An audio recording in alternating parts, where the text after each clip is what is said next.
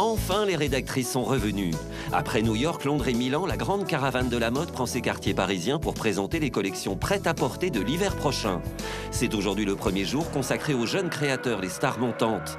Des quadras qui ont acquis une solide connaissance de l'univers de la création et du commerce.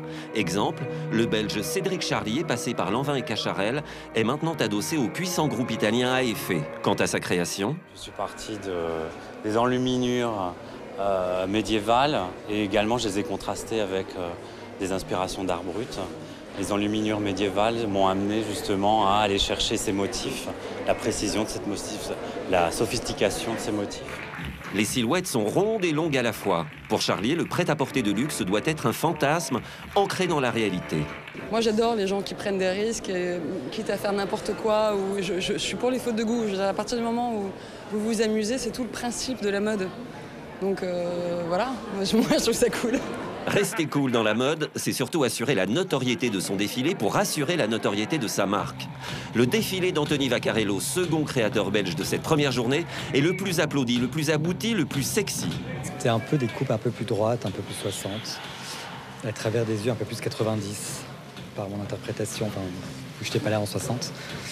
Donc c'est quelque chose d'assez droit et assez mécanique en même temps. En marge des défilés classiques, les créateurs de mode qui ne créent pas que de la mode exposent leurs œuvres artistiques.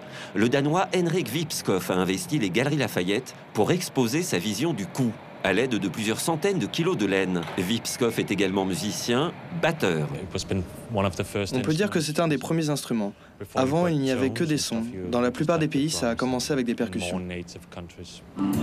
Ce premier jour se termine par le défilé spectacle de Etam Lingerie. Bien qu'en dehors du calendrier officiel, il bénéficie d'une visibilité et de parrains exceptionnels. Antoine Arnaud et sa compagne égérie et créatrice, Natalia Vodianova. Cette collection est en quelque sorte le résumé de la vie d'un mannequin qui travaille beaucoup sur des œuvres de charité. En fait, il s'agit de ma vie.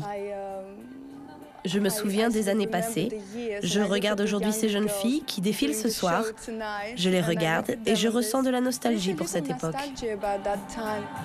L'époque révolue des boîtes de nuit, l'époque révolue des bals populaires. Oui, la vie nocturne et surtout s'amuser. Le prêt-à-porter parisien présenté à Paris n'est donc pas forcément un objet luxe. Mais tous n'attendent qu'une chose, le verdict de la rue.